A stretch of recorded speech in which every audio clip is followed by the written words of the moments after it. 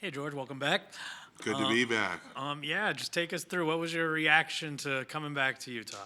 Well, obviously, getting traded a bunch of times was a unique scenario, but coming back to a situation in a state and an organization that I'm familiar with, obviously I couldn't be happier, right?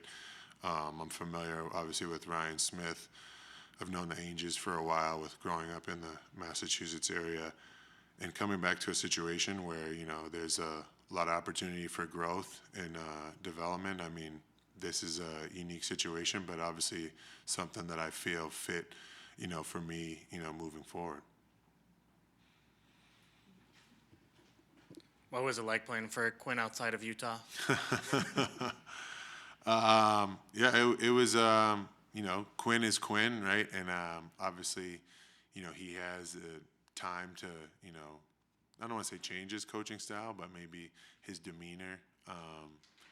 It was awesome to kind of be reconnected with someone that you're familiar with, kind of like this situation. I think, Quinn is running his stuff down there in Atlanta and doing what he does, and it was really good to be, kind of re-intertwined. And then you go down there and I'm just looking in the distance, thinking about all the memories and good times that we had here in Utah, and how much fun we had winning, and yeah, it was awesome. It was a good. Kind of want to ask the flip side of that. Okay, yeah. Now you're in Utah without Quinn and then Yeah. new coaching staff. And what do you anticipate this is going to be like? And talking to Austin and Danny and Yeah. maybe Will, like, what changes for you compared to last time? I think the first time I was here, I was a young guy, right? I was fighting and clawing every day to make an opportunity of whatever was given to me. And now, obviously, I'm an older veteran guy.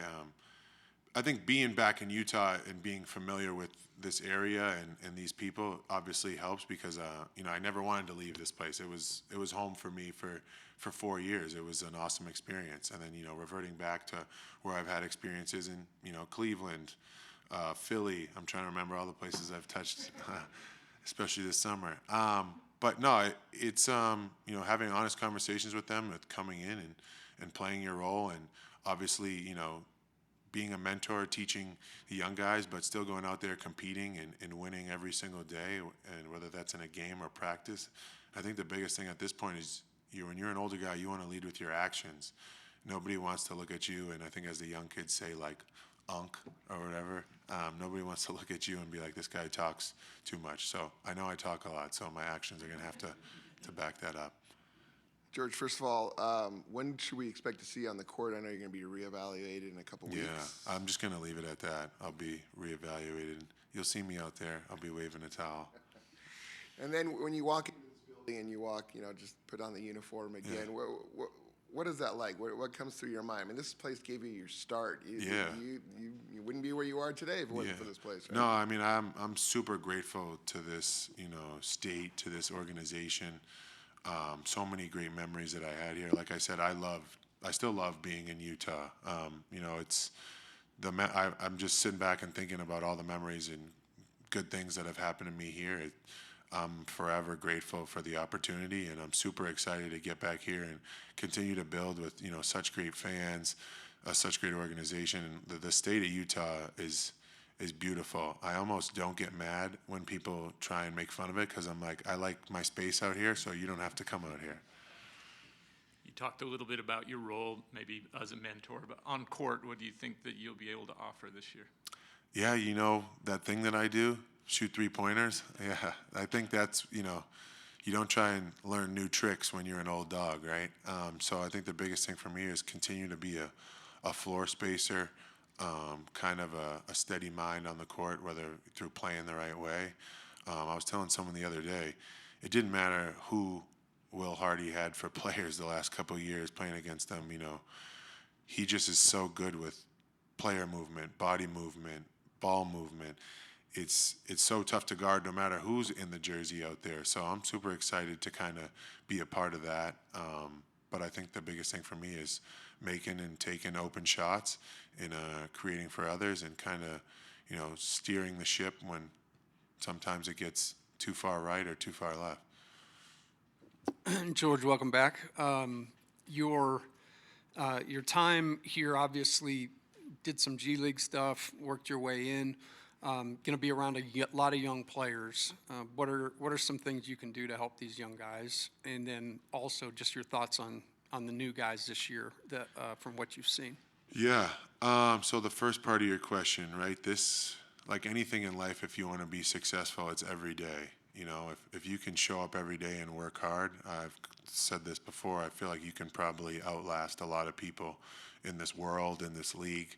But I think the biggest thing is there's going to be ups, there's going to be downs. Everybody has their own unique journey in this NBA or professional grind. So if you can continue to just show up and be your best true self and put a smile on your face, you're going to last a long time. Because if you asked a bunch of people that, you know, worked in the NBA, if I was going to be here 10 years ago, they probably would have told you you're dreaming. So I'm living proof. No, but I've been super impressed with these young guys, and credit to them, they've been here all summer. You know, I've popped in and out just because I enjoy, you know, Utah in the summer, and I still have friends here. And every time I'd pop in, these guys would be in here, whether if it's doing the 3-minute run or doing conditioning at University of Utah. They've been in here constantly, and I'm super excited to see them grow because I think we have a good, special young core group, and the sky's the limit. But like I said, it's on them. It's every single day, and I'm here to help and be a part of that. But how bad do they want it? And I think I saw this summer they want it pretty bad. George, one of the things that Austin and Will talked to us about was their belief that they want things to be hard for these young guys. They want them to have to really earn their spot. And you talked about kind of scratching and clawing to make your way. I'm wondering what you can kind of help teach them about really earning their place in the NBA.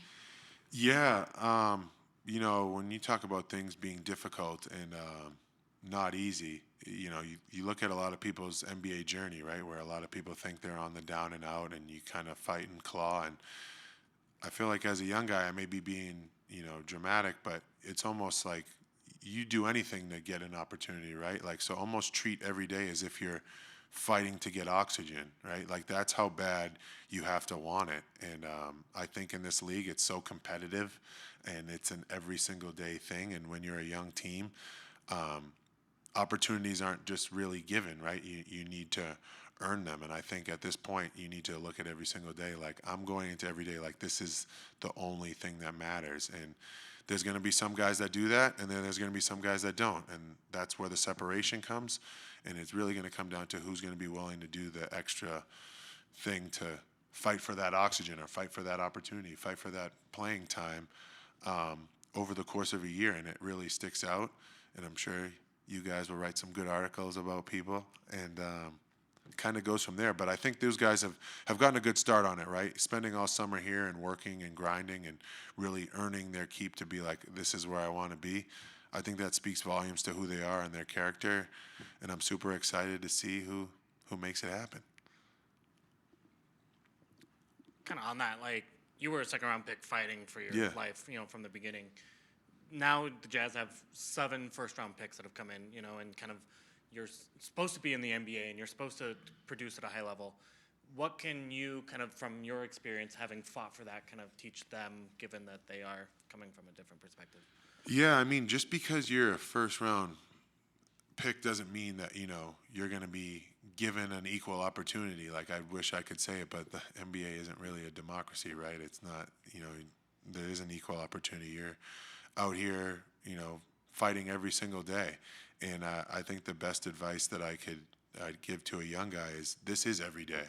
Like, you know, your back may hurt, your foot may hurt, you know, knock on wood, but, you know, you got to show up every day and attack every day and try and win everything that you do. I think the thing that takes people over the top is their competitive edge. Like, the best players in this league are the most competitive, and they're relentless with their competitiveness, whether if it's their treatment times, their on the court work, they're in the weight room work. It's every single day.